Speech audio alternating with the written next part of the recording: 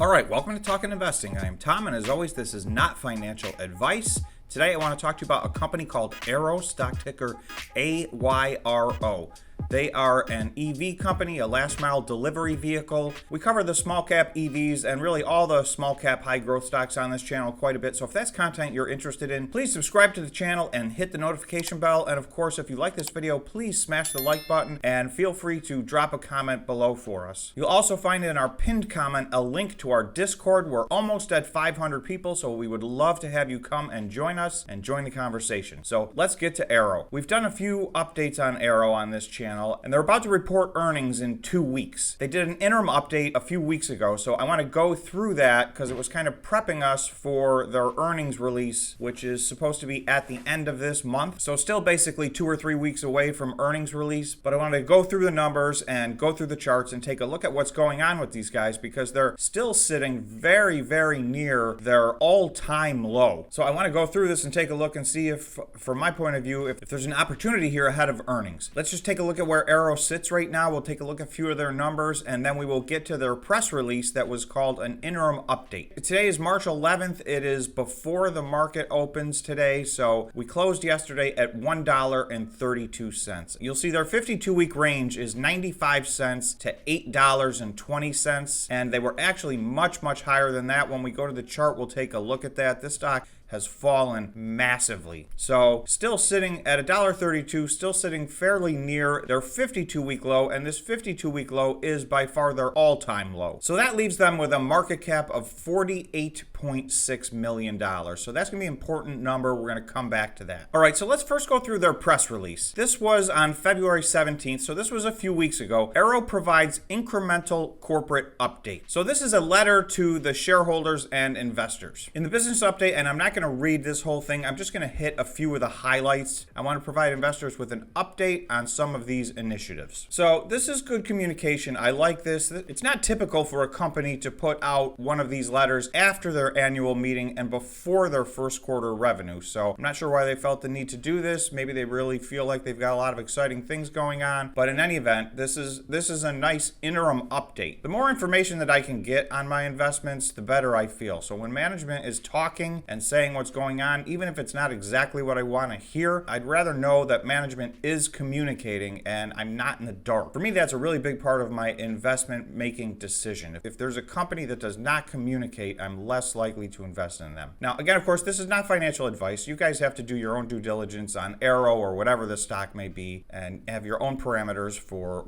how you decide to spend your money. Okay, we continue to take steps to shift our supply chain structure away from Asia and to a North American-based strategy. So I think this is going to be crucial for a lot of companies. Everybody's been fairly slow, in my opinion, to respond to this. We went through a few years of turmoil here with the world, and the supply chain's been turned upside down. And the more companies can take control of their supply chain, the better chance they have to succeed. Some companies are actually buying up parts of their supply chain, so they're bringing it in-house, so they make sure, they're vertically integrating, so they make sure that they have the supplies that they need. So it looks like they're reiterating this is important to them. They're looking to move to North America and shore up their supply chain. Having a more localized control of our supply chain will be critical to shortening our vehicle delivery time and lowering our unit costs. So obviously, two key things right there. With respect to our cost structure and overhead expenses, we recently reduced our senior staff footprint and associated expenses by 40%. So except for related one-time separation costs, basically that means they were able to trim up their payroll, particularly on the heavy side with senior staff, and the reduction in employees did not result in any impact on their business. So obviously reducing costs, that's a good thing.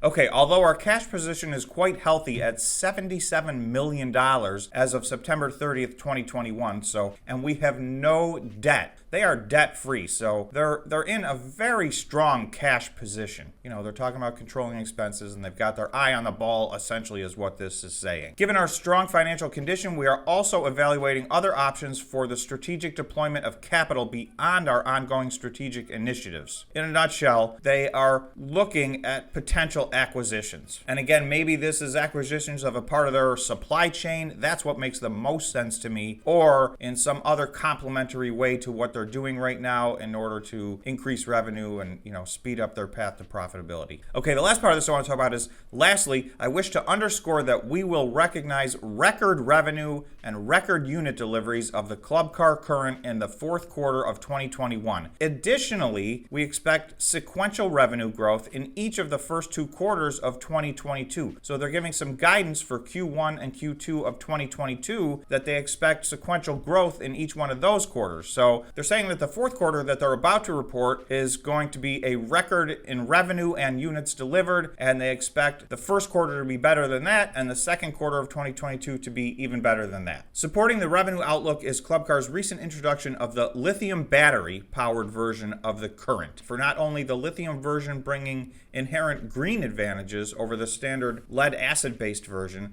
but it also offers enhanced hill climbing performance and air conditioning for warmer climates. These are two critical components, and I really think that this is one of the things that's been holding back their sales. Weight load capacity and hill climbing, these are the last pieces of the puzzle that a lot of these EV companies are putting together. So the fact that they're switching over to a lithium battery, obviously that is more green, but in addition to that, it's going to be more powerful, and that is important. So I want to go back to one thing that we talked about earlier. They said $77 million in cash. So I want to go back and look at their market cap, because this company's market cap is $48 million. Well, they have $77 million in cash on the balance sheet. And remember, they said they had no debt. So one of the things I find most intriguing about this potential investment is that, they have more than 50% more cash than they do market cap. To me, that is one of the key indicators that something is oversold. And I think when we go to the chart, you're going to see this is wildly, viciously oversold. To put it in perspective before we go to the chart, so they're at $48 million market cap right now. If we look at a 2-year history of their market cap, in February of 2021, so that was just a little over 1 year ago,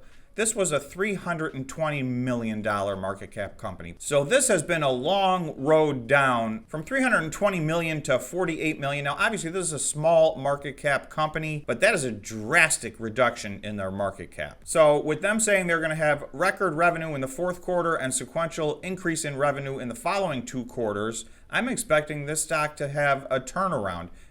I'm not saying it's going to skyrocket, but those are good indicators. We're going to find out the first piece of the puzzle in 2 weeks when they report earnings. So you can see the bar is set very low here. There's one analyst and he's expecting $790,000 in revenue. And if I go to the third quarter, which is the last quarter that they put results out, their revenue was $559,000. So we know he's already told us they're going to break that record. So we'll look to see if they can hit or beat analysts' expectations. And then you can see the analyst's expectation for Q1 of 2022 is $800,000. So that's virtually identical to December 2021, but management has now told us they expect sequential growth in Q1 and Q2 of 2022. So there's a good chance we're going to get some much more updated numbers that look better than this. And obviously they need to be better than this. Sales for the year this year look like they're going to be about $2.6 million. We'll see if they can beat that. And then they are expecting some massive growth next year at $8.6 million. Okay, so let's look at the chart. The first thing I'm going to do is go to the chart on the 1-day time frame, which means each one of these candles represents 1 day. So I just wanted to show you a few points because they talk about their 52-week high, but if we go a little bit further back than that, you will see in February of 2021, so that's just a few weeks outside of the 52-week window, AYRO was trading at $11.50. They're trading right now at $1.32. They're currently 88% off of their highs from last February. So that is a drastic reduction. Now they're off of their lows. They were over 90% down from their high. They're now 88% down. Not much of a difference there. So you can see a lot of room for a comeback for this company if they can start showing sales and adoption and some more positive signs in their quarterly release. For the purposes of picking a few price targets, I am going to ignore this line up here at $11.50 where they were essentially about 13 months ago. I think that's shooting for the stars. I'm going to ignore that for the time being. I'm also going to ignore, this was March of 2021. They were still at $8. So I'm not even going to take a look at that one. In June of 2021, they were down to $6. So that may even be out of reach. So what I want to do is zoom into this area right here. So from where it's currently trading back to where it was in December of 2022, that would be about a 57% price increase. And that just gets it back to around $2. So again, $2 historically, that was their previous all-time low as a company. So setting the bar to get back to what was their previous all-time low is not, it's not unrealistic in my opinion. And again, this is not financial advice. I'm going to show you a few price targets that I have in mind, but please do your own due diligence before you make a buying decision. So the other one I want to show, this goes back to November 4th, 2021. So again, this is just 5 months ago. They were at $3.39. So again, nowhere near their all-time high, nowhere near their 52-week high, nowhere near their February high from 2021 of $11.50. This first mark right here is just getting them back to how much cash they have in the bank. This is just giving them some small multiple valuing their business at something less than zero. So again, these are not aggressive price targets in my opinion, and just to get back to $3.39 represents a 155% increase in the price of AYRO's stock. So